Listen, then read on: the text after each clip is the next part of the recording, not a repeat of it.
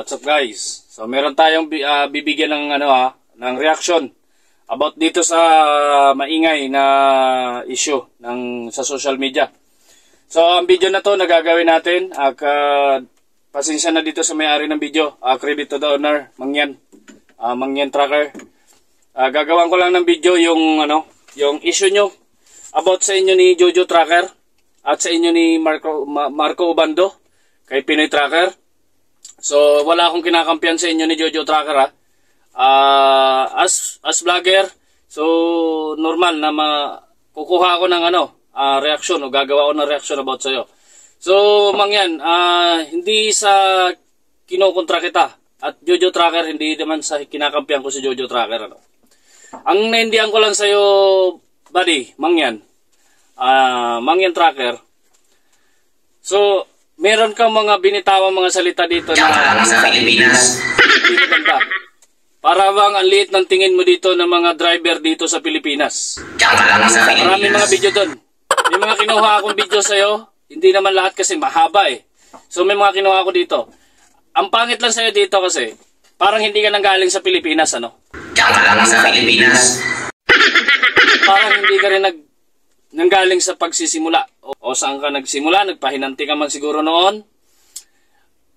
Ang pangit lang dito mga idol, kasi nilalang mo eh. Panoorin nyo to. Jojo Trackers, ang Pilipinas na nagsasalita dito ng ano sa reaction niya sa aking video. Hindi niya alam yung dinanas ko. Tsaka wala pa ito dinanas pala na malupit. Diyan ka lang sa Pilipinas. Diyan ka lang sa Pilipinas. Kahit po si Jojo Tracker ang sinasabihan mo dito, hindi mo dapat sinasabi yung ganitong word. Kasi dyan ka lang sa Pilipinas.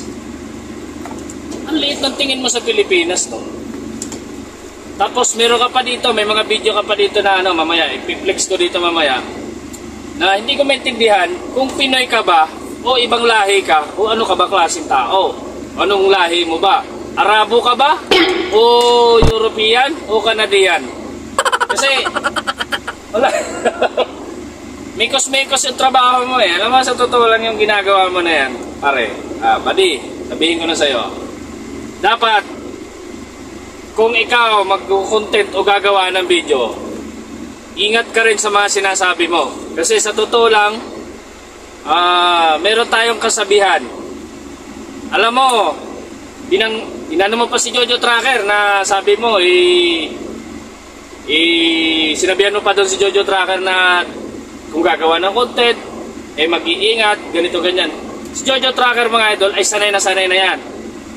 Hindi pa ako vlogger noon, si Jojo Tracker vlogger na yan. Si Marco Ubando, si Pinoy Tracker, viewer pa lang nila ako noon, commentator, mga vlogger na talaga yan. Pag yan mga yan, binangga mo, Diyos ko, wala ka iiyak ka lang talaga. Iiyak at iiyak. Sinasabi mo, daming iyakin. Ikaw pa nga lang dito, sa totoo lang, ikaw pa lang dito, isa ka na sa iyakin. Kaya ako sa inaano kita, gusto ko lang itama yung mindset mo na dapat yung, ka lang, kumbaga, magmasid ka muna. Oo, nandiyan ka na sa abroad.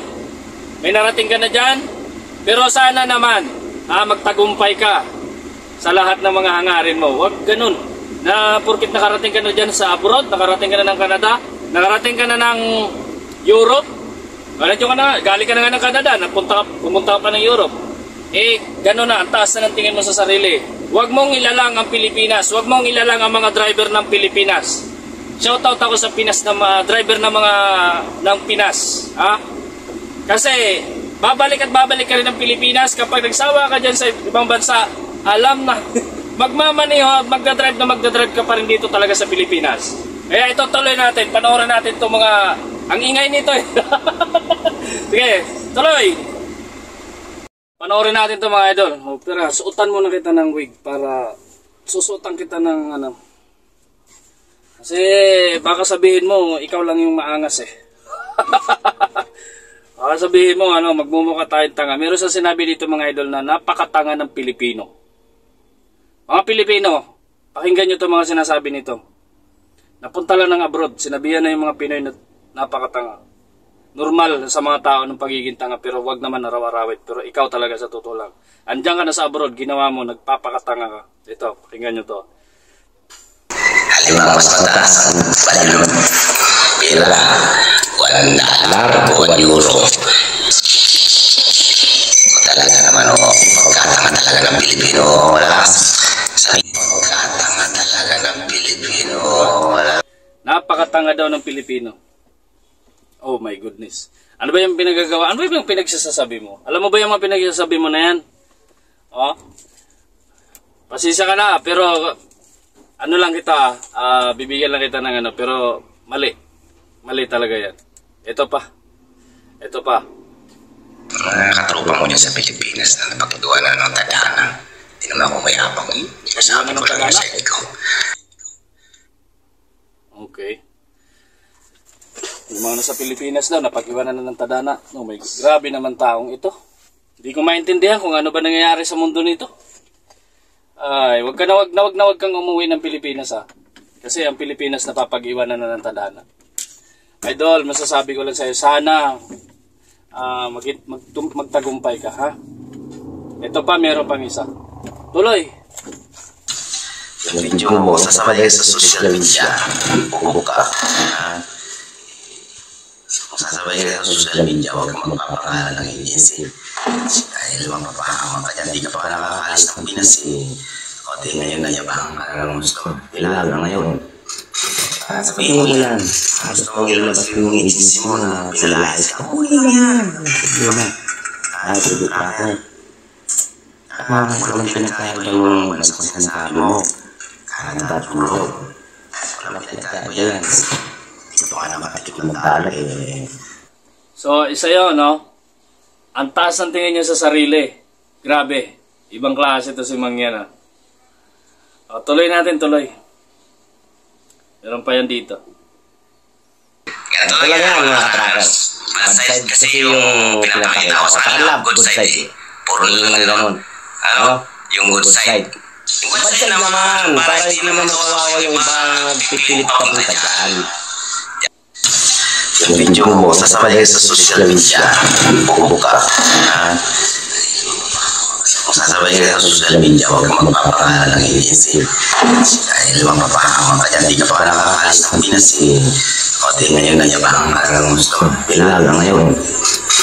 Sabihin mo yan. Gusto mong ilabas yung inisip mo na pinalayas ka. Huli mo yan. Tugot ako.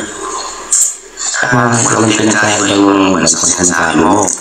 Kaya natulog. Walang pinagkaiba yan. Ito ka na makatik ng dala eh. Dollar eh. Ito ka na makatik ng dala eh. Jojo, di ka pa pala nakatikim ng dollar eh. Jojo Tracker, di ka pa pala nakatikim ng dollar eh. So, ibig sabihin yung sinasahod mo sa YouTube at saka sa Facebook, hindi dollar. Guys, kahit na nandito tayo sa Pilipinas, kami mga vloggers, si Jojo Tracker, huwag mong sabihin Mangyan na hindi kami nakakatikim ng dollar. Dahil ang sinasahod namin dito is dollar sa pagbablog. Ano? Maliit nga lang pero hindi ganun kalaki ano. Hindi katulad niyan dyan talaga sa abroad na malaki talagang bigayan. Pero baka pag pinalad si Jojo Tracker, so hindi ko naman sa inanas ito, pag pinalad si Jojo Tracker, malay mo, hindi naman lahat ng vlogger ay agad-agad umaangat. Baka talunin ka pa dyan sa pag-abroad mo. Ang sinasahod ni Jojo is dollar. YouTube tsaka Facebook. Kaya wag mong sasabihin na hindi ka pa nakakatikim ng dollar. Doon pa lang Paul ka na. Alam mo, Mangyan, masasabi ko lang sa'yo, napabihis talaga ako sa'yo eh. Napabihis ako sa'yo. Totoo lang. Ito ang sasabihin ko sa'yo Para hindi hanginin yung ulo mo na yan. Kasi, napapansin ko panot na yung ulo mo eh. Parehas tayo panot eh. Panot din ako. Para hindi hanginin yung panot na ulo mo, bumili ka nito. At ilagay mo dito, para naman magkamukha magkaroon ng magandang buhok.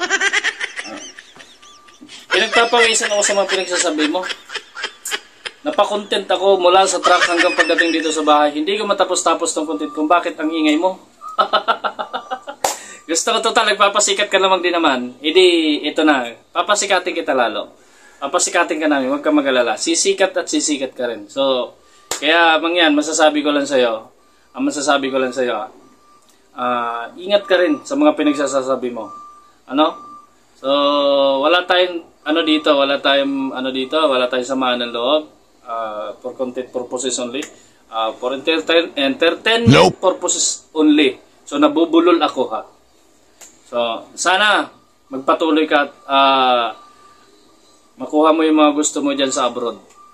Ano? At sana yan sa pagpunta mo sa Europe maging maayos na lahat. Napanood ko kasi yung ni Pinoy Tracker na about doon sa caption niya. So hindi ko alam kung totoo yun, so wala na tayo doon. Dahil sana dyan okay na, ano. Huwag maging sana bahala ka sa buhay mo.